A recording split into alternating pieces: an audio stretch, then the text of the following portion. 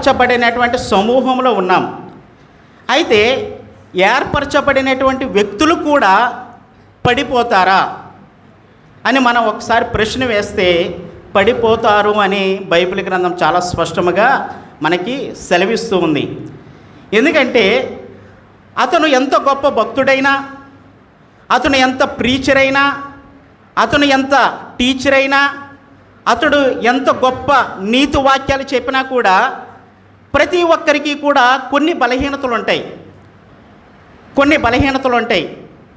ఒకడికి గర్వం అనేటటువంటి బలహీనత ఉండొచ్చు. అంటే ఎదుగుతున్న కొలది గర్వం అన్నది మనలోకి ఎంటర్ అవుతూ ఉంటుంది. వాళ్ళేంటి నాకు చెప్పేది, వీళ్ళేంటి నాకు చేసేది. అంటే గర్వం అన్నది ఈరోజు సొసైటీలో చూసుకున్నట్లయితే అనేక మంది ఫాస్టర్లు గర్వంతో నిండిపోయినటువంటి మనస్సును మనము అబ్జర్వ్ చేస్తూ ఉంటాం. అదేవిధంగా కొంతమందికి ధనాపేక్ష, ధనము మనం ఎప్పుడూ కూడా దానిని సంపాదించాలి. హౌ టు మేక్ మనీని మనం ఎలా సంపాదించాలి అన్నది అదొక బలహీనతగా ఉండొచ్చు.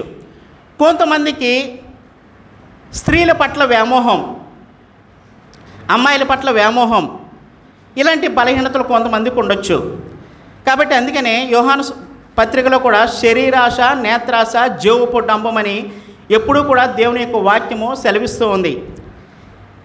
సాతాను ఏం చేస్తాడంటే ఒక విశ్వాసి దగ్గరికి, లేకపోతే ఒక క్రైస్తవుడిగా జీవిస్తున్నటువంటి వ్యక్తి దగ్గరికి వస్తాడు. వాడు ఎంటర్టైన్ చేయడానికి ప్రయత్నం చేస్తూ ఉంటాడు సాతాను ఎప్పుడు కూడా. సాతాను ఎప్పుడు కూడా మన బలహీనతల మీద వారి గురి ఉంటుంది ఎప్పుడు కూడా. చూడండి, లోకస్తుల మీద ఉంటుందా? అన్యుల మీద ఉంటుందా? ఉండదు వాడికి. ఎందుకంటే వాడి యొక్క అండర్లో వాళ్ళందరూ కూడా ఉన్నారు ఆల్రెడీ. వాడు ఏ విధంగా చెబుతాడో, ఏ విధంగా నడిపిస్తాడో ఆ విధంగానే వాళ్ళు ఫాలో అవుతూ ఉన్నారు. విగ్రహారాధన చేయమంటే విగ్రహారాధన చేస్తున్నారు, మందు తాగమంటే మందు తాగుతున్నారు, అమ్మాయిలతో తిరగమంటే అమ్మాయిలతో తిరుగుతున్నారు, డ్రగ్స్ తీసుకోమంటే డ్రగ్స్ తీసుకుంటున్నారు. ఇష్టానుసారంగా వాళ్ళ జీవితము టేన్స్. మీరు కూడా ఈ వాక్యం వినండి, ఓకేనా? ఈ వాక్యం వినాలి, మీకు కూడా చాలా ఇంపార్టెంట్. మీకు కూడా కొన్ని ప్రశ్నలు ఉంటాయి, వాటికి సమాధానం కూడా ఖచ్చితంగా మీకు దొరుకుతుంది. కాబట్టి సాతాను ఏం చేస్తాడంటే ఒక బలహీనుణ్ణి చేయటానికి ప్రయత్నం చేస్తూ ఉంటాడు. ఒక బలమైనటువంటి వ్యక్తిని బలహీనుని ఎలా చేయాలి, ఎలాగా వీడు ఎక్కడ దొరుకుతాడు, ఏ పాయింట్లో వాడిని మనం క్యాప్చర్ చేయొచ్చు అని సాతాను ఎప్పుడూ కూడా పిల్లలు అక్కడ మాట్లాడుకోకూడదు. కూర్చోండి, వెనకపైన కూర్చోండి, మీకు అర్థం కాదు, కూర్చోండి. అయితే సాతాను ఏం చేస్తాడంటే నీకు ఏ విషయంలో అయితే బలహీనత ఉందో వాడు ఆ విషయంలోనే బలంగా పనిచేస్తూ ఉంటాడు. మీకు అర్థమైందా? నువ్వు ఏ విషయంలో బలహీనుడవో ఆ విషయంలోనే వాడు బలంగా పనిచేస్తూ ఉంటాడు. వాడి పనంతో కూడా నిన్ను పడగొట్టడమే, నిన్ను ముందుకి వెళ్ళకుండా ఆ యొక్క దేవుడి చిత్తానుసారము నీ జీవితం ఉండకుండా వాడు నిన్ను ఏం చేస్తాడు అంటే ఎప్పుడు కూడా లాగటానికి ప్రయత్నం చేస్తూ ఉంటాడు. కాబట్టి ఈ వివేచన జ్ఞానం కలిగి ఉండి మనం జీవించినట్లయితే సక్సెస్ఫుల్గా దేవుని యొక్క చిత్తంలో మన యొక్క అడుగులు పడుతూ ముందుకు అడుగులు వెళుతూ ఉంటాయి. క్రైస్తవ జీవితంలో అనేక మంది పడిపోయారు కదా, పడలేదంటారా? దేవుడి చేత పరచబడినటువంటి వ్యక్తులే ఎంతోమంది లోకంలో కలిసిపోయారు, అవునా కాదా? ఎందుకు మన క్రైస్తవుల్లోనే నాకే కొంతమంది పేర్లు చెప్పలేను, కానీ వాడు రెగ్యులర్గా సంఘానికి వెళ్తూ ఉంటాడు, చక్కగా ఆత్మీయంగా ఎదుగుతూ ఉంటాడు, కానీ ఒకరోజు బ్యాక్ స్లైడ్ అయిపోతాడు. బ్యాక్ స్లైడ్ అయిపోవటం అంటే దేవుడి నుంచి దూరం అయిపోవటం అనమాట. దూరంగా వెళ్ళిపోయేటటువంటి పరిస్థితులు ఏర్పడుతూ ఉంటాయి. కాబట్టి ఇలాంటి విషయాలు పట్ల మనం అవగాహన కలిగి ఉండాలి అంటే ఖచ్చితంగా దేవుని యొక్క వాక్యమును మనము ఎప్పుడూ కూడా వింటూ ఉండాలి, చదువుతూ ఉండాలి, మెడిటేట్ చేస్తూ ఉండాలి. అయితే ఇలాగా పడిపోయినటువంటి ఒక వ్యక్తిని నేను ఆ వ్యక్తి ఎలా పడిపోయాడు, ఎందువల్ల పడిపోవలసి వచ్చింది అని నేను క్లుప్తంగా ముందుకు అడుగులు వేస్తానికి నేను ప్రయత్నం చేస్తాను, మీకు చెప్పడానికి నేను ప్రయత్నం చేస్తాను. అయితే మనకి అలాంటి అతను పాపంతో చెలగాటం ఆడాడు. చిట్ట చివరికి అతని జీవితం ఏమైపోయిందంటే చనిపోవలసినటువంటి పరిస్థితులు ఏర్పడ్డాయి. చనిపోయాడు కూడా చిట్ట చివరికి. అంటే నేను పెట్టినటువంటి టైటిల్ ఏంటంటే డోంట్ ప్లే విత్ సిన్. పాపముతో చెలగాటం ఆడొద్దు. పాపంతో నువ్వు చెలగాటం ఆడొద్దు. నువ్వు చెలగాటం ఆడేవనుకో ఏం చేస్తుంది? అది కాటు వేస్తుంది. పాము ఉందనుకోండి, మనం కొన్ని వీడియోస్ చూస్తున్నాం. ఈ మధ్యకాలంలో చాలా వీడియోస్ మనకు వస్తూ ఉన్నాయి కదా, రీల్స్ చూస్తూ ఉన్నాం. ఆ రీల్స్లో కొంతమంది ఏం చేస్తారంటే ఆ పాముని నేను హ్యాండిల్ చేస్తాను ఎలా అయినా. యాక్చువల్లీ అది విషపూరితమైనటువంటి సర్పము. ఆ విషపూరితమైనటువంటి సర్పంతో ఈడు ఏం చేస్తాడంటే ఆటలాడుతూ ఉంటాడు అనమాట. ఎట్లా ఆటలాడుతూ ఉంటాడు, దాన్ని ఎలా పట్టుకుంటాడు, అలా చేస్తూ ఉంటాడు, ఇలా చేస్తూ ఉంటాడు. అది నేను ఒక వీడియో చూసినప్పుడు అతను దగ్గర ఉన్నటువంటి సర్పమే అట్లానే పట్టుకున్నప్పుడు అది తిరిగి ఇతన్ని కాటేసింది. ఇమీడియట్లీ అతను హాస్పిటల్కి తీసుకెళ్లారు, కానీ అతను చనిపోయాడు అనమాట. కాబట్టి పాపం ఎలాంటిదంటే సర్పము వంటిది.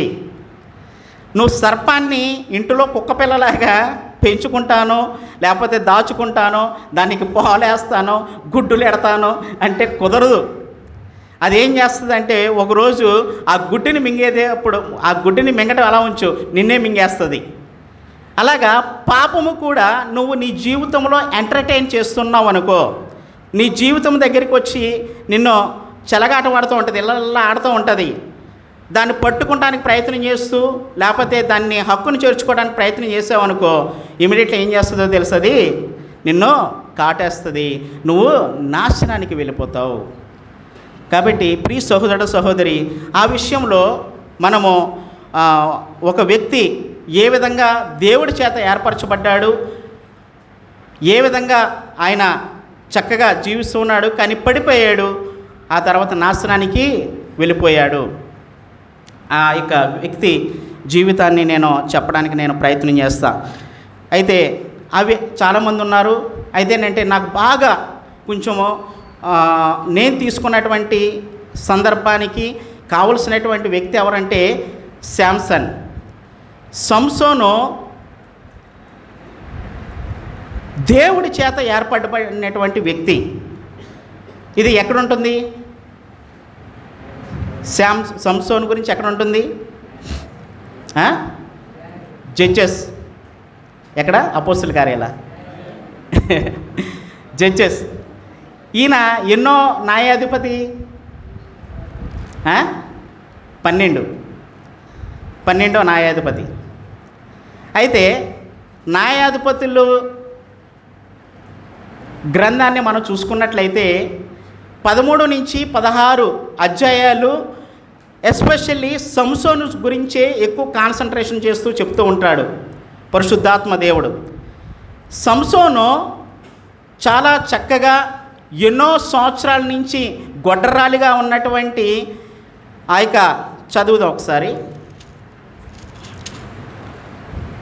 మనోహ్ తన భార్య ఉంటారు, ఒకసారి చదవండి. ఇక్కడ సంసోన్ని ఏ విధంగా దేవుడు ఏర్పరచుకున్నాడు అంటే, ఇశ్రాయేలు ప్రజలు దారి తప్పిపోయారు. ఇశ్రాయేలు ప్రజలు వాళ్ళు ఎప్పుడూ కూడా దేవుడు చక్కపరుస్తూ ఉన్నాడు, మరలా వాళ్ళు ఏం చేస్తున్నారు? పాపంలోకి వెళ్ళిపోతున్నారు. చక్కపరుస్తున్నాడు దేవుడు, మళ్ళీ పాపంలోకి వెళ్ళిపోతున్నారు.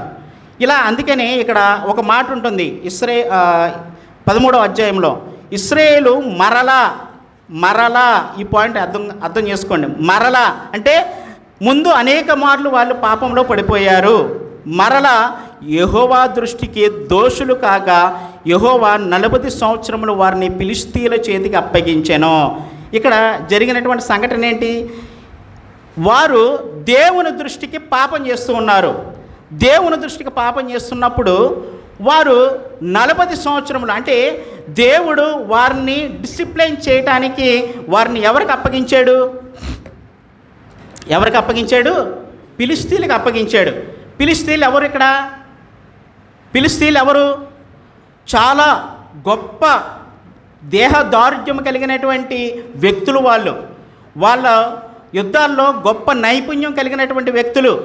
వాళ్ళకి సాటి అయినటువంటి వారు లేరు అన్నట్టుగా ఉంటారు. చూడండి, సమూయేలు కూడా అక్కడ సౌలు కూడా భయపడతాడు. భయపడి వెనక్కి వెళ్ళి ఎవరిని చూస్తాడు? గొలియాతును చూస్తాడు. గొలియాతును చూసి ఒక అడుగు వెనక్కి వేసి ఏం చేస్తాడు? ఆయన భయం చెందుతాడు. అంటే వాళ్ళు ఏ యుద్ధాన్ని ముందుకు వెళుతున్నప్పటికీ కూడా వాళ్ళు యుద్ధంలో వాళ్ళు జయం పొందినట్లుగానే మనకి కనబడుతూ ఉంటుంది.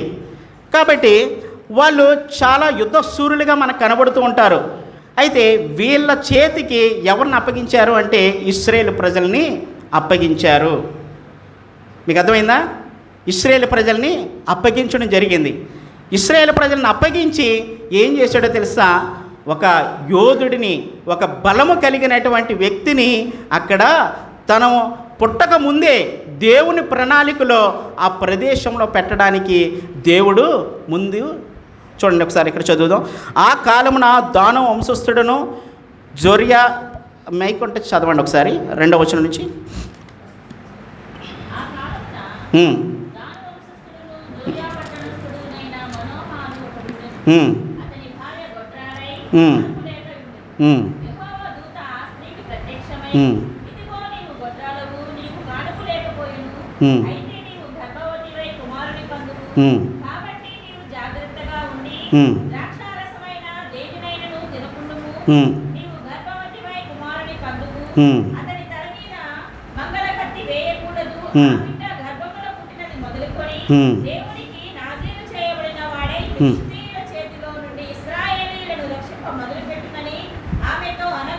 చాలండి. చూడండి, ఇక్కడ మనం చూసుకున్నట్లయితే ఇశ్రాయేలు ప్రజలుని తప్పించడానికి, అంటే ఫిలిష్తీయుల యొక్క బానిసత్వంలోంచి తప్పించడానికి దేవుడు సంసోన్ని ముందుగానే ఏర్పరచుకున్నాడు. అంటే దేవుడు ఉన్నటువంటి వ్యక్తిని ఏర్పరచుకోలా, దేవుడి యొక్క ప్రణాళికలో ముందుగానే ఆ యొక్క సంసోన్ని ఏర్పరచుకోవడం జరిగింది. సంసోను గర్భంలోకి రాక మునిపే దేవుడు ఏర్పరచుకోవడం జరిగింది. చూడండి, అదే విధంగా అనేక మంది చాలా లాంగ్ ప్రెగ్నెన్సీ, అంటే చాలా లేటుగా వచ్చినటువంటి వారికి దేవుడు చాలా చక్కటి బిడ్డలను ఇవ్వటం గమనిస్తూ ఉంటాం. హన్నా ఎవరు వచ్చారు? సమూయేలు వచ్చాడు, అవునా కదా? అలాగే మనకి బాప్తిస్మం ఇచ్చి యోహాను అలాగే వచ్చాడు. అదే విధముగా యేసుక్రీస్తు ప్రభువారు అలాగే వచ్చారు. ఆయన కూడా ముందుగానే చెప్పబడ్డారు, ప్రవక్తల చేత ఆయన ప్రవచించబడ్డాడు. ఈయన కూడా అలాగే ప్రవచించబడ్డాడు. యోహాను బాప్తిస్మం ఇచ్చి యోహాను భక్తుడు. అదేవిధముగా అనేక మంది శారా ద్వారా వచ్చినటువంటి ఇస్సాకు ముందుగానే ప్రవచించబడ్డాడు. అనేక మందికి జనాంగానికి ఈ యొక్క బిడ్డ ద్వారా వస్తారు అని చెప్పేసి. కాబట్టి దేవుడు ముందుగానే ఏర్పరచుకున్నటువంటి వ్యక్తి సంసోను. అయితే సంసోను యొక్క జీవితాన్ని మనం చూసుకున్నట్లయితే సంసోను చాలా బలము కలిగినటువంటి వ్యక్తి. ఆయన ఇంచుమించు వెళుతున్నటువంటి సందర్భంలో, ఆయన తల్లిదండ్రులతోటి తిమ్నాతుకు వెళుతున్నటువంటి సందర్భంలో ఒక కొదమ సింహం ఎదురవుతుంది. ఆ కొదమ సింహాన్ని ఏం చేశాడో తెలుసా? ఒక మేకని చీల్చినట్టుగా చీల్చేశాడండి. మేకని చీల్చినట్టుగా చీల్చేశాడు. ఆ తర్వాత ఆయన ఒక గాడిద దవడ ఎముకతోటి ఇంచుమించు 1000 మందిని చంపేశాడు. ఆ వచనాలు మీరు కావాలంటే 13, 14, 15 వచనాల్లో ఉంటాయి, మీరు చదవండి. ఇలాగా నేను మొత్తం అంతా కూడా చెప్పాలని నేను ఆశ కలిగి లేను, మీరు చదవండి ఇంటికి వెళ్ళి. కానీ నేనంటే మన పాయింట్ అది కాదు, మనము ఏం చేయాలన్న దాని గురించి నేను ఎక్కువ ఎగ్జైట్ చేయాలని ఆశ కలిగి ఉన్నా. అయితే చాలా బలము కలిగినటువంటి వ్యక్తి, ఒక దవడ ఎముకతోటి 1000 మందిని చంపేసినటువంటి వ్యక్తి ఆయన. అదేవిధముగా ఆయన బంధించినప్పుడు ఒక 2 ఇది పెద్ద పెద్ద డోర్లు, అంటే ఇంచుమించు ఒక ఇటు సైడ్ ఒక 20 మంది తీయొచ్చు, ఇటు సైడ్ ఒక 20 మంది ఉంటేనే కానీ తీయలేము. అలాంటి డోర్ని ఒక చేత్తోటి పగలగొట్టినటువంటి వ్యక్తి ఆయన. అలాంటి వ్యక్తిని, అలాంటి బలము కలిగినటువంటి వ్యక్తి, దేవుని ఆత్మ కలిగినటువంటి వ్యక్తి, యెహోవా ఆత్మ వచ్చింది అంటారు అక్కడ చాలా చోట్ల. యెహోవా ఆత్మ వచ్చింది అని మనము చదువుతూ ఉంటాం. అంటే సంసోను ఆత్మ పూర్ణుడిగా ఉన్నాడు, అంటే దేవుని యొక్క ఆత్మ చేత ఆయన ఉండడాన్ని మనం చూస్తూ ఉంటాం. ఎప్పుడైతే దేవుని యొక్క ఆత్మ వచ్చిందో అప్పుడు ఇమీడియట్లీ అక్కడికి ఆయనకి శక్తి వచ్చింది. శక్తి వచ్చినప్పుడు ఆయన ముందు అసమానమైనటువంటి పనులను ఆయన చేస్తూ వెళ్ళాడు. అంటే చాలా గొప్ప గొప్ప పనులు, ఒక సామాన్యుడు చేయలేనటువంటి గొప్ప పనుల్ని ఆయన చేస్తూ వెళ్ళాడు. అంత గొప్ప వ్యక్తి, అంత ఉన్నతమైనటువంటి వ్యక్తి, అంత శక్తి సామర్థ్యాలు ఇచ్చినటువంటి సామర్థ్యాలు కలిగినటువంటి వ్యక్తి సంసోను. ఈయన ఏం చేశాడో తెలుసా? ఈయన దేవుడి యొక్క చిత్తాన్ని, లేకపోతే దేవుడి యొక్క ఉద్దేశాన్ని మరిచిపోయి ఒక మాట పలికాడండి. చూడండి ఒకసారి, ఇక్కడ నుంచి మనము టాపిక్ వెళ్తాము, ముందుకు వెళ్దాం. చూడండి 14వ వచనంలో ఆయన పడిపోవటానికి ఏ విధంగా ఆయన పాపం ఎప్పుడు కూడా ఏంటంటే అండి ఒకేసారి అటాక్ చేయదు. పాపము ఇమీడియట్లీ అటాక్ చేయదు. ఏం చేస్తుందంటే చాప కింద నీరులాగా ప్రవహిస్తూ ఉంటుంది. చాప కింద నీరులాగా ప్రవహిస్తూ ఉంటుంది. కొద్ది కొద్దిగా ఆ యొక్క చెక్కని ఏ విధంగా తినేస్తూ ఉంటుందో, లేకపోతే ఆ తుప్పు ఆ ఇనుముని ఏ విధంగా తినేస్తూ ఉంటుందో ఆ విధంగా పాపం అన్నది ఎంటర్ అవుతూ ఉంటుంది.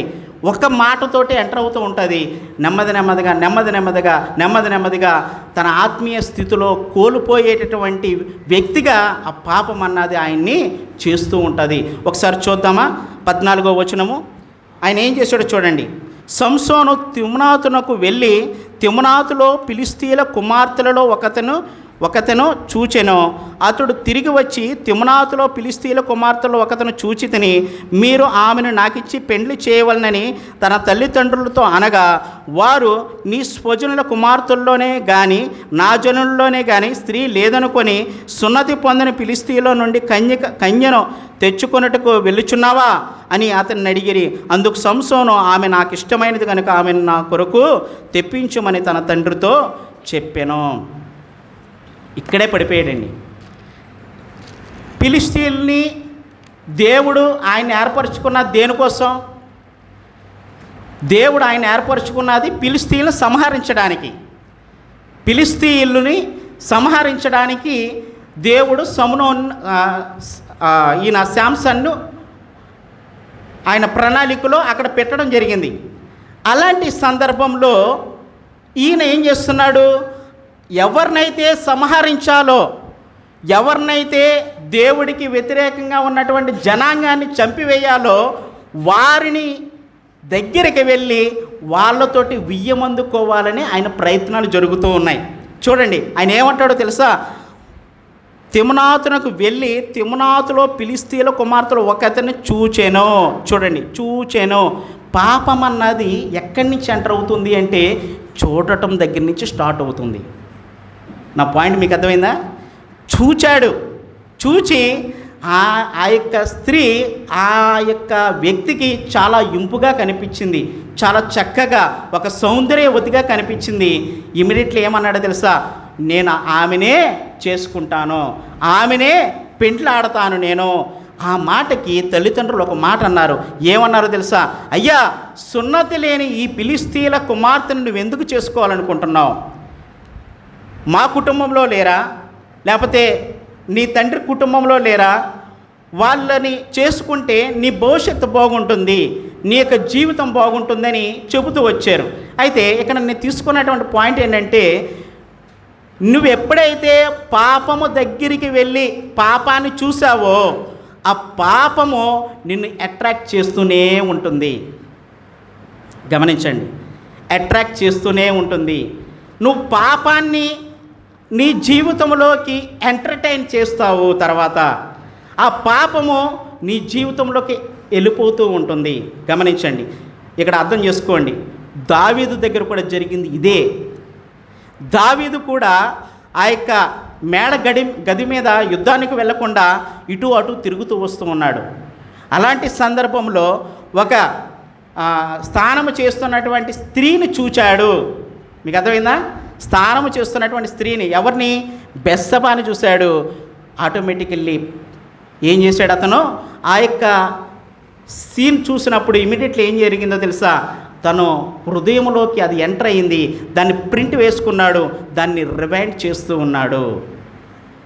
ప్రియ సహోదరుడు సహోదరి, పాపము ఇదే.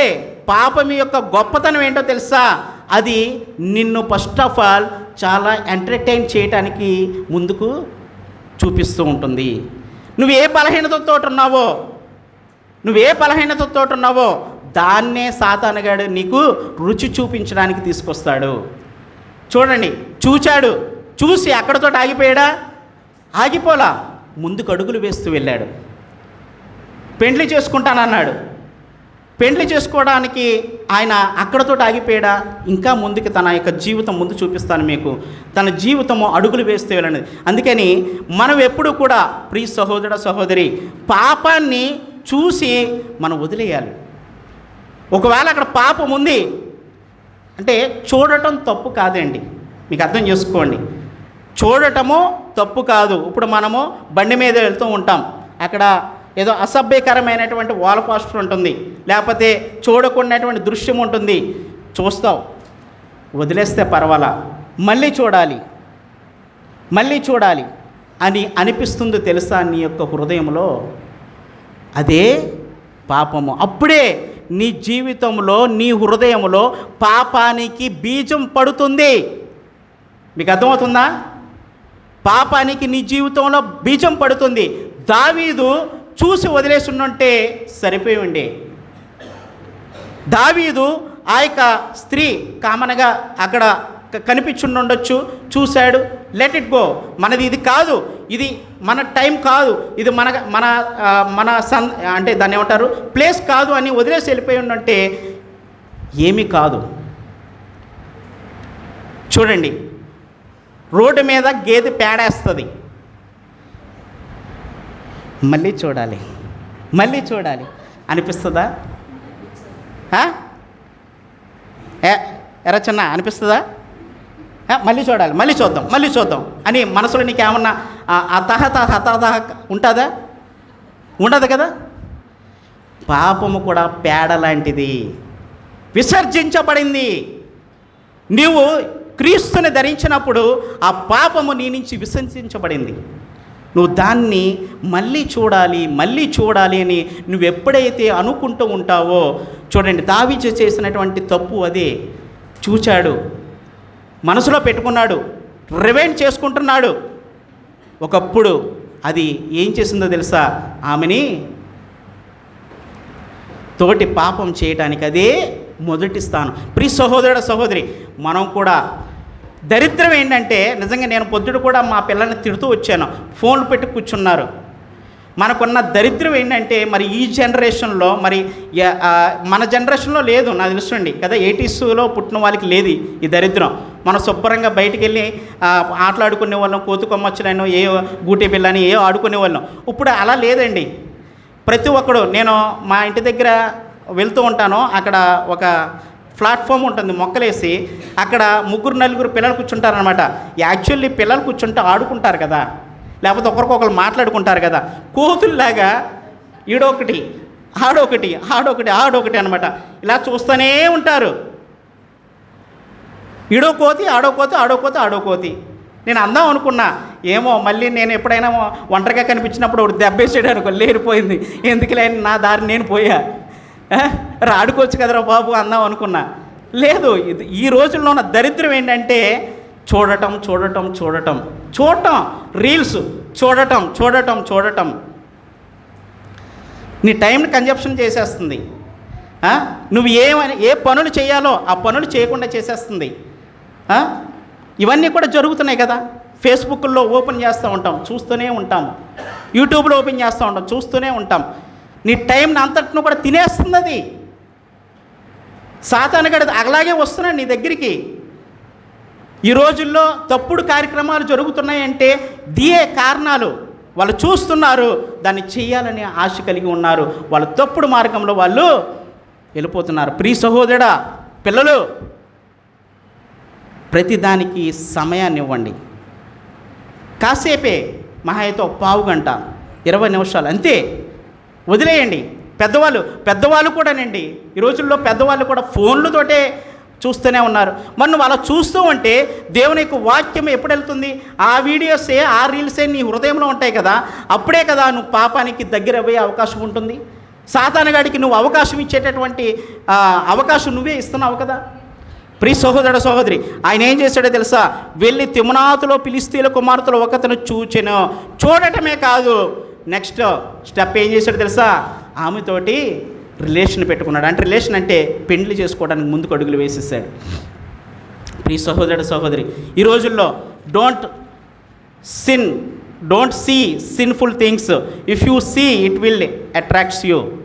నువ్వు ఎప్పుడైతే ఆ పాపాన్ని ప్రేరేపించేటువంటి వాటిని నువ్వు చూస్తూ ఉంటావో అది నిన్ను ఏం చేస్తుందో తెలుసా? అమాంతం అట్టుకుని పోయేలాగా చేస్తుంది. అమాంతం నీ దగ్గరికి నిన్ను అక్కడి నుంచి బయటికి రానివ్వదు. నేను ఒక మాట రాసుకున్నాను, cell phone is nothing but a help phone అంట. Cell phone is nothing but a ఏంటది? Help phone. అది సెల్ ఫోనే, కానీ నిన్ను నరకానికి కూడా తీసుకెళ్ళిపోయేటటువంటి ఒక హెల్ప్ ఫోన్ అది. మీకు అర్థమైందా? కాబట్టి ఈ రోజుల్లో నేను చాలామందిని గమనిస్తున్నాను, సెల్ ఫోన్కి ఎడిక్ట్ అయిపోయినటువంటి వాళ్ళు చాలామంది ఉన్నారు, ఇంక్లూడింగ్ పిల్లలతో సహా. నేనేదో గొప్పవాడిని అని నేను చెప్పుకుంటా, నేను కూడా ఉన్నాను, మన పిల్లలు ఉన్నారు, అందరూ ఉన్నారు. మనందరము కూడా సాతానుగాడు అట్రాక్ట్ చేస్తున్నటువంటి ఈ సెల్ ఫోన్ విషయంలో మనం ముందుకి వెళ్ళిపోతూ ఉన్నాం. ప్రియ సహోదర సహోదరి, కాబట్టి గమనించుకొని సెల్ ఫోన్ని మనము అవాయిడ్ చేయడానికి, అలాగే సిన్ఫుల్ థింగ్స్ని, అది పాపం అని నీకు తెలిసినప్పుడు దానికి దగ్గరగా వెళ్ళటానికి ప్రయత్నం చేయకు. ఒక చిన్న ఉదాహరణ మీకు చెబుతా. ఒక స్త్రీ ఉంది, చాలా పెద్ద కొండ మీద తన గెస్ట్ హౌస్ ఉంది. అయితే కింద నుంచి, అది ఘాట్ రోడ్డు, కింద నుంచి పైకి వెళ్ళాలి అన్నప్పుడు ఆ యొక్క స్త్రీ ఇంటర్వ్యూస్ పెట్టిందనమాట. వచ్చాడు మొదటి వ్యక్తి, అయ్యా నన్ను కింద నుంచి ఆ యొక్క గెస్ట్ హౌస్కి తీసుకెళ్ళాలి, నువ్వు నన్ను ఎలాగ తీసుకెళ్తావు అని అడిగిందనమాట. అయితే ఆయన ఏమన్నాడంటే, అమ్మా నేను చాలా ఫాస్ట్గా తీసుకెళ్తాను, ఆ యొక్క ఘాట్ రోడ్ ఎడ్జ్లో వెళ్ళినప్పటికీ కూడా మీకు ఎటువంటి ప్రమాదం లేకుండా నేను చేస్తాను అని చెప్పేసి ఆ యొక్క స్త్రీ చెప్పడం జరిగింది. ఆ యొక్క ఇంటర్వ్యూకి వచ్చినటువంటి వ్యక్తి చెప్పడం జరిగింది. సరే నువ్వు వెళ్ళి బయట కూర్చో అమ్మ అన్నాడు. రెండో వ్యక్తిని పిలిచింది, అయ్యా నువ్వు నన్ను పైకి తీసుకెళ్ళాలి, ఎలా తీసుకెళ్తావు అని అడిగితే, అయ్యా అమ్మ నేను అటువైపు కాకుండా ఇటువైపు కాకుండా మధ్యలోంచి నేను మిమ్మల్ని తీసుకెళ్తానమ్మా, చాలా చక్కగా మిమ్మల్ని పైకి తీసుకెళ్తాను అని చెప్పేసి అన్నాడు అతను. సరే బయటికి వెళ్ళి కూర్చోమని మూడో వ్యక్తిని పిలిచింది. మూడో వ్యక్తి ఏమన్నాడంటే, అమ్మా ఆ చివరి ఎడ్జున్న చూసావా, దానికి ఆ ప్రమాదపు అంచుకి ఎంత దూరంగా నా బండి నడపగలనో అక్కడ నుంచి నేను మిమ్మల్ని సేఫ్గా పైకి తీసుకెళ్ళటానికి నేను ప్రయత్నం చేస్తాను అని ఆ వ్యక్తి చెప్పడం జరిగింది. అప్పుడు ఆ యొక్క స్త్రీ యు ఆర్ అపాయింటెడ్ అన్నది ఆ మూడో వ్యక్తిని. ఎందుకో తెలుసా?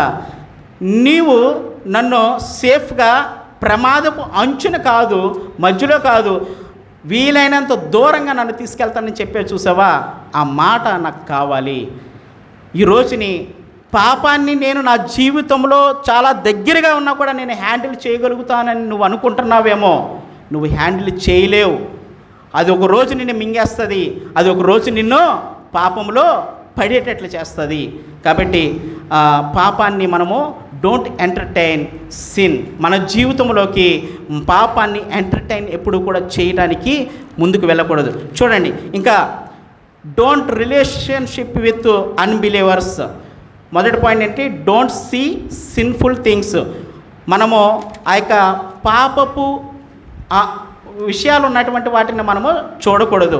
రెండోది ఏంటంటే డోంట్ రిలేషన్షిప్ విత్ అన్బిలీవర్స్. ఈ పాయింట్ ఏంటంటే ఇక్కడే ఉంటుంది చూడండి. ఇక్కడ ఆయన ఏమంటున్నారు, తల్లిదండ్రులు ఏమంటున్నారు? మీరు ఆమెను నాకు ఇచ్చి పెండ్లి చేయవలనని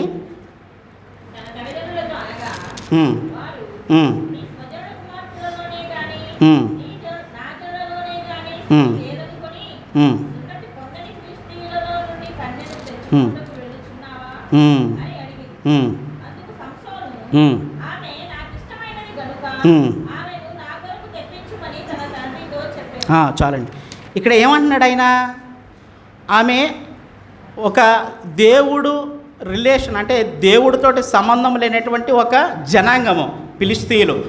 ఆమె కావాలని అనుకుంటున్నాడు, ఆమెతోటి రిలేషన్షిప్ కావాలని అనుకుంటున్నాడు ఆయన. చూడండి, ఆ రిలేషన్షిప్ కావాలని అనుకుంటూ ఆయన ఏమంటున్నాడో తెలుసా? నేను ఆమెను ఇష్టపడ్డాను, ఆమె నా జీవితంలోకి వస్తే చాలా బాగుంటుంది అని గొప్ప గొప్ప కవులు చెప్తున్నాడు. తల్లిదండ్రులు చెప్తున్నారు, అయ్యా ఇదిగో సున్నతి లేని ఆ ఫిలిష్తీయులు మనకి సంబంధం లేదయ్యా, సున్నతి లేనటువంటి ఆ ఫిలిష్తీయుల్ని నువ్వు ఎంటర్టైన్ చేయకయ్యా అని చెప్పేసి అంటున్నారు వాళ్ళ తల్లిదండ్రులు. కానీ ఆయన ఏం చేస్తున్నాడో తెలుసా? ఆయన ముందుకు అడుగులు వేస్తూ ఉన్నాడు. ప్రియ సహోదరుడు సహోదరి, ఇక్కడ మనం తీసుకోవాల్సినటువంటి అంశం ఏంటో తెలుసా? మనము అన్యులతోటి ఎంతవరకు ఉండాలో అంతవరకే ఉండాలి, కానీ వాళ్ళని సంబంధ బాంధవ్యాల్లోకి తీసుకురావడానికి ఏమాత్రము కూడా మనము ఎంటర్టైన్ చేయకూడదు. క్రైస్తవులుగా, విశ్వాసులుగా ఒకసారి మనము ఒక మాట చూద్దామా? 2 కొరింథీయులు 6:14 నుంచి ఒకసారి చదువుతామా?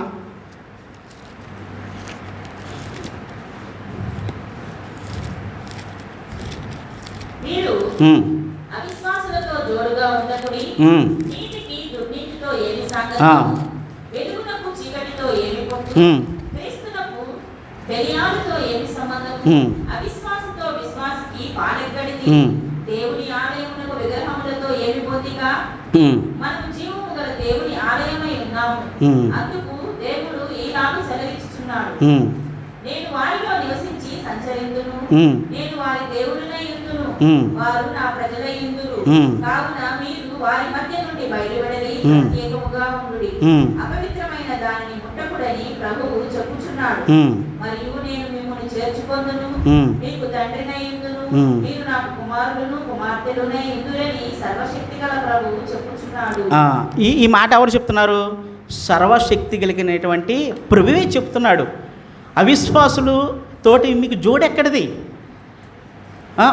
చూడండి, కొంతమంది పురుషులు స్త్రీలు ఈ రోజుల్లో చాలామంది ఉంటున్నారు, నేను ఒక అమ్మాయిని ప్రేమించాను, ఆమె నాకు ఇష్టమైంది, నేను ఆమెతోటే జోడీగా ఉంటాను, ఆమె నాకు కంటికి కనబడుతూ ఉంది అని చెప్పేసి చాలామంది ఈ యొక్క యవ్వన సమయంలో వాళ్ళకు ఉన్నటువంటి హార్మోనల్ ఇన్బ్యాలెన్స్ వల్ల, లేకపోతే ఆ యొక్క పరిస్థితుల వల్ల వాళ్ళు ఏం చేస్తున్నారంటే ఈ యొక్క అంటే దేవుడి చిత్తములో లేనటువంటి వ్యక్తుల వెంట పడుతూ ఉన్నారు ఈ రోజుల్లో. అంటే చాలామంది ఈ రోజుల్లో, ప్రియ సహోదర సహోదరి, దేవుడు వాళ్ళకి దూరంగా ఉండమని చెప్తున్నాడు. మిమ్మల్ని నేను ఏర్పరచుకున్నాను, మీరు నా సొత్తైన ప్రజలుగా ఉన్నారు, మీరు దేవుని బిడ్డలు, దెయ్యపు బిడ్డలు కాదు అని క్లియర్ కట్గా ఇక్కడ ఆయన చెబుతూ ఉన్నాడు. మనము మన రిలేషన్షిప్ వాళ్ళతోటి పెట్టుకున్నప్పుడైతే ఎలా ఉంటుందో తెలుసా? నీవు కూడా ఒకరోజు వాళ్ళలాగా మారిపోతావు. మీకు అర్థమవుతుందా? పిల్లలు అర్థమైందా? మనము వాళ్ళతోటి రిలేషన్షిప్ కలిగి ఉన్నాం అనుకో, అంటారు కదా, తెలుగులో ఒక సామెత ఉంటుంది, ఈ ప్రశ్నలు మీరు అడిగారు, ఓకేనా, మీ నుంచి వచ్చినాయి కాబట్టి నేను చెబుతున్నా. మనము వాళ్ళతోటి రిలేషన్షిప్ కలిగి ఉన్నామనుకో, ఎక్కువ అంటే అంటున్నట్టుగా ఉంటే పర్వాలా, కానీ వాడే ఈజ్ మై బెస్ట్ ఫ్రెండ్ అని చెప్పామనుకో, ఏమవుతుందో తెలుసా? ఒకరోజు మన జీవితం కూడా అలా అయిపోయే అవకాశం ఉంటుంది. వాళ్ళు వీళ్ళు అయిపోతారు అని తెలుగులో ఒక సామెత కూడా ఉంది. కాబట్టి అన్బిలీవర్స్ తోటి మనం ఎక్కడి వరకు ఉండాలి అక్కడి వరకు ఉండాలి. వాళ్ళు రమ్మంటారు పలానా చోటకి, లేకపోతే పలానా సినిమాలకి షికార్లకి వెళ్తూ ఉంటారు, లేకపోతే పలానా చోటకి రమ్మంటారు. మనం వాడితోటి ఎక్కువ లేకపోతే ఆమెతోటి ఎక్కువ మనం రిలేషన్షిప్ కలిగి ఉన్నాము అంటే ఖచ్చితంగా మన యొక్క ఆత్మీయ స్థితిలో లోటు కనిపిస్తూ ఉంటుంది. నువ్వు దేవుడి సన్నిధికి రాలేవు, దేవుని వాక్యం మీద కాన్సన్ట్రేషన్ చేయలేవు, ప్రార్థనకి రమ్మంటే రాలేవు, అదేవిధముగా స్పెషల్ మీటింగ్స్ ఏమైనా ఉంటే రమ్మంటే రాలేవు, నువ్వు ఏం చేస్తావంటే వాళ్ళకి దగ్గర అయిపోయే అవకాశము ఉంటుంది. కాబట్టి ఏంటంటే డోంట్ రిలేషన్షిప్ విత్ అన్బిలీవర్స్. మనల్ని వాళ్ళని మన జీవితంలోకి ఎంటర్టైన్ చేయకూడదు. ఎక్కడి వరకు మనం ఉండాలో అక్కడి వరకే ఉండాలి. వాళ్ళతోటి మాట్లాడాలి. వాళ్ళతోటి మనము అక్కడ ఆఫీసుల్లో కూడా వర్క్స్ చేస్తూ ఉంటాం. అదేవిధంగా స్కూల్లో కూడా మన ఫ్రెండ్స్ ఉంటూ ఉంటారు, వాళ్ళతోటి మాట్లాడుతూ ఉంటాం. కానీ వాళ్ళు చెప్పినట్టుగా మనము వాళ్ళ యొక్క ఇన్ఫ్లుయెన్స్ మన మీద పడకుండా చూసుకోవాలి. ఎప్పుడు కూడా మన మీద పడకుండా చూసుకోవాలి. అది పడిందనుకో మన జీవితము నాశనానికి వెళ్ళిపోయేటటువంటి అవకాశం ఉంటుంది. కాబట్టి ఏంటంటే డోంట్ రిలేషన్షిప్ విత్ అన్బిలీవర్స్.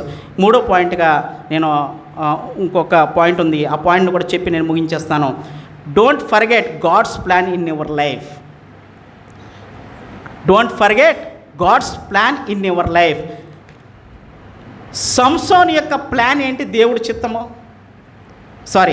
దేవుని యొక్క ప్లాన్ ఏంటి సంసోన్ యొక్క జీవితంలో? ఫిలిస్తీయుల నుంచి ఇశ్రాయేలు ప్రజల్ని రక్షించాలి అన్నది దేవుని యొక్క ప్రణాళిక. ఈయన దేవుడి యొక్క ప్రణాళికని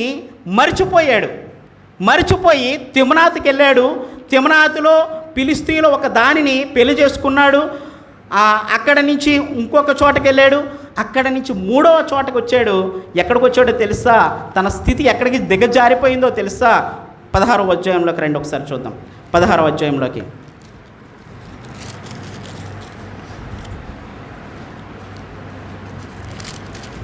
చూడండి.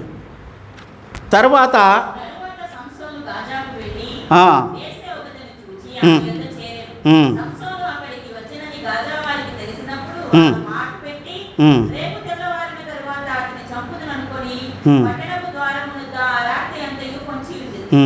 సంసోను మధ్యరాత్రి వరకు పండుకొని మధ్యరాత్రి లేచి పట్టణపు తలుపులను వాటి 2 ద్వారబంధములను పట్టుకొని వాటి అడ్డకర్రతోటి వాటిని ఓడవేసి తన భుజముల మీద పెట్టుకొని హెబ్రోనుకు ఎదురుగానున్న కొనకు వాటిని తీసుకొని పోయి పిమ్మట అతడు సోరేకు లోయలోనున్న దెలీలా అను స్త్రీని మోహింపగా ఫిలిష్తీయుల సర్దారులు ఆమె యొద్దకు వచ్చి ఆమెతో, మేము అతని లారణ చేసి అతని గొప్ప బలము దేనిలో ఉన్నదో మేము ఎలాగో అతని గెలవవచ్చునో తెలుసుకొనుము.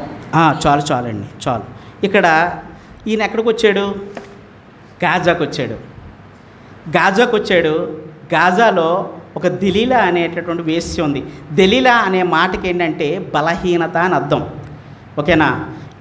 సంసోన్ అనే మాటకు అర్థం ఏంటంటే సూర్యుడు, అంటే ప్రకాశించేటటువంటి అనేక మందికి వెలిగిచ్చేటటువంటి వ్యక్తి అని అర్థం సంసోన్ అంటే. దెలీలా అంటే ఏంటంటే బలహీనత అని అర్థం. ఈయన ఎక్కడికి వచ్చాడు? ఒక వేశ్య దగ్గరికి వచ్చాడు. వేశ్య యొక్క సాంగత్యానికి వచ్చాడు. వచ్చినప్పుడు ఫిలిస్తీయులకి అదును దొరికింది. ఫిలిస్తీయులు 20 సంవత్సరాల నుంచి వెయిట్ చేస్తున్నారు. అరే ఈడు ఎక్కడ దొరుకుతాడు? సంసోన్ అంటే ఫిలిస్తీయులకి గజగజ, వాళ్ళు గజగజలాడిపోతారు. ఎందుకో తెలుసా?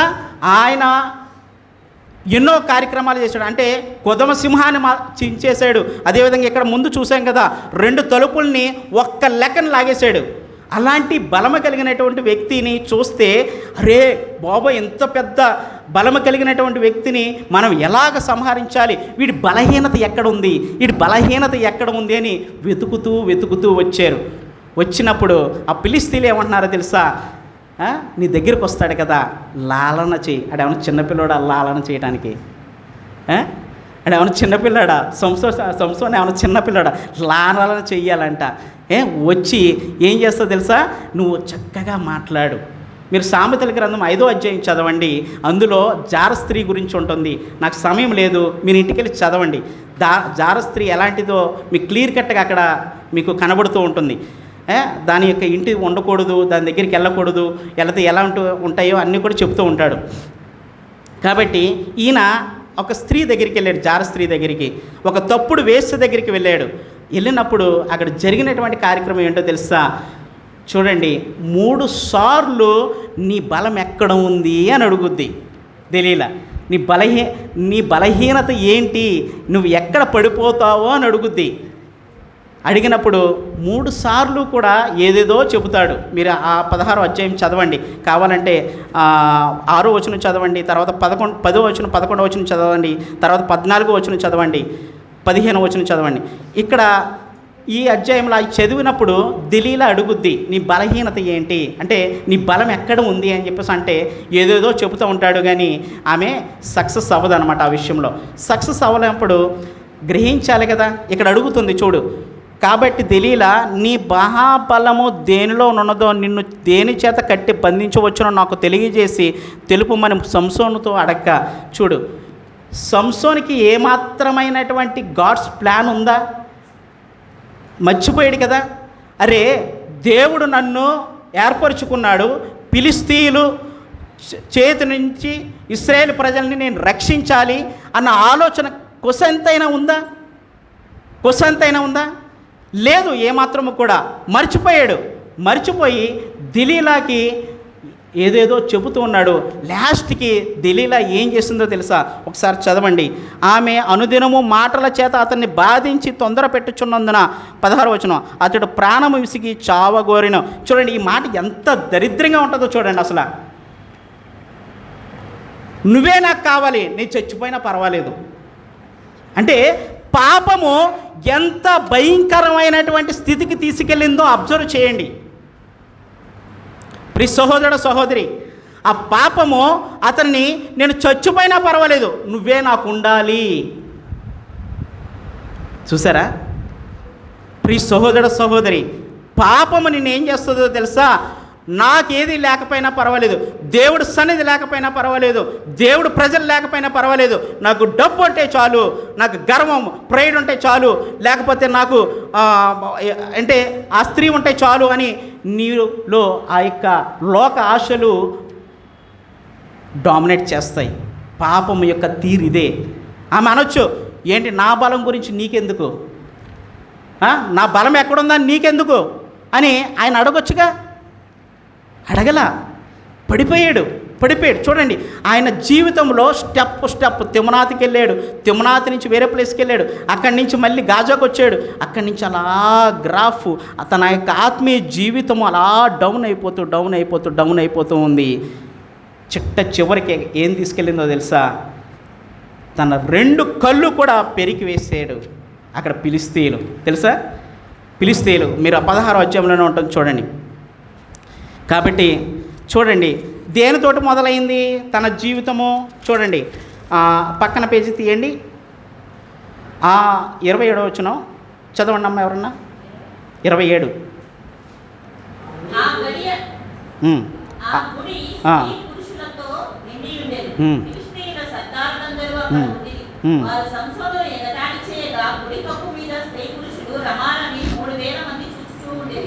అప్పుడు సంసోను, యెహోవా ప్రభువా, దయచేసి నన్ను జ్ఞాపకము చేసుకొనుము. దేవా, దయచేసి ఈసారి మాత్రమే నన్ను బలపరచుము.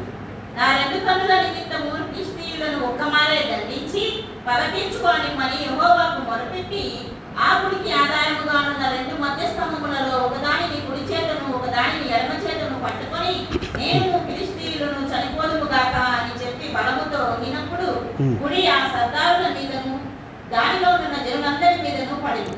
మరణ కాలమున అతడు చంపిన వారి శవముల లెక్క జీవిత కాలమందు అతడు చంపిన వారి లెక్క కంటే ఎక్కువ. చాలు. ఇక్కడ పాయింట్ అబ్జర్వ్ చేశారా? దేనితో తన పతనము స్టార్ట్ అయ్యిందో దేనితో ఎండ్ అయింది?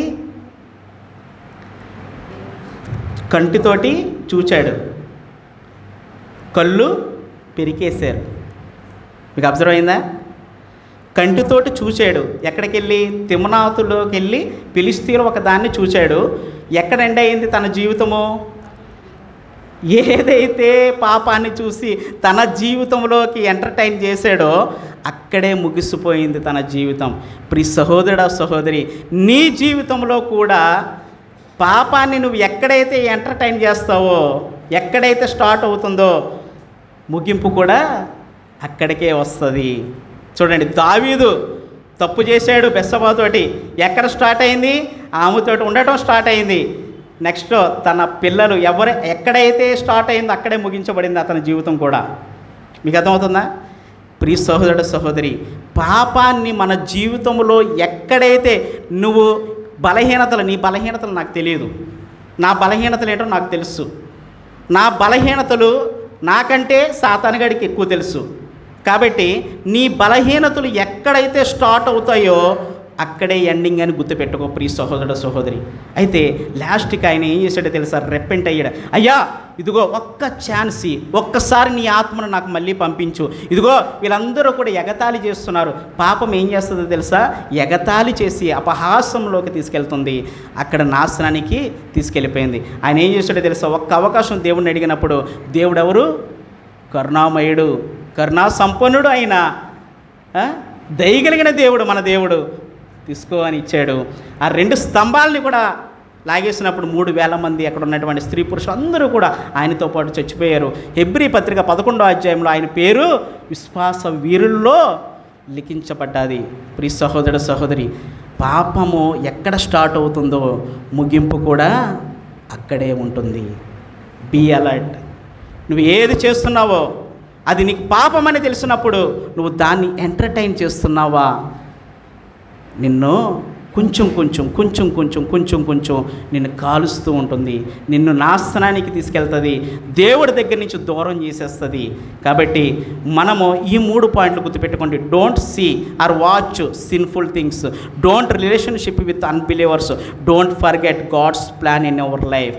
నీ జీవితంలో గాడ్స్ ప్లాన్ మర్చిపోయావు అంటే, నిన్ను ఎందుకు పిలిచాడో, ఎవరు పిలిచారో, ఏ విషయం గురించి నువ్వు ఇక్కడున్నావో అది మర్చిపోయావు అంటే గనక సాతానుగాడి యొక్క వలలో నువ్వు చిక్కుకుంటావు, పాపమనే భయంకరమైనటువంటి ఊబిలో నువ్వు పడిపోతావు. ఒక్క మాట మనము చెప్పుకొని ముగించుకుందాము. ఒకసారి కొలస్సీ పత్రిక 3వ అధ్యాయము 5, 6, 7 వచనాలు ఒకసారి చదువుదాం. చదువుకొని మనం ముగించుకుందాం. కొలస్సీ పత్రిక 3వ అధ్యాయము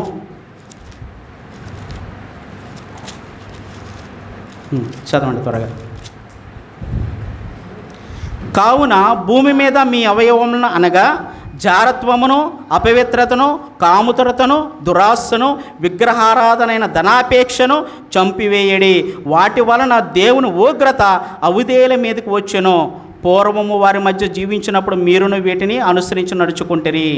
ఇప్పుడైతే మీరు కోపము, ఆగ్రహము, దుష్టత్వము, దూషణ, మీ నోట బూతులు అని వీటినన్నింటిని విసర్జించుడి.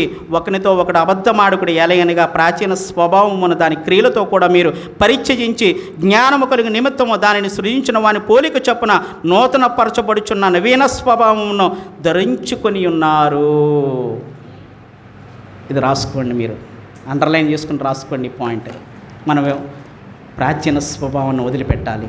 పాపాన్ని మన జీవితంలో నువ్వు ఎక్కడైతే నువ్వు ఎంటర్టైన్ చేయడానికి స్టార్ట్ చేసావో, సంసోను జీవితంలో ఎక్కడైతే ముగింపు పలికిందో అలాగే మన జీవితంలో పలుకుద్దని మనకి ఇది ఒక గొప్ప పాఠంగా దేవుడు బైబిల్ గ్రంథంలో రాయించి ఉంచాడు. దేవుడి నామానికి మహిమ కలుగునుగాక. ఆమేన్.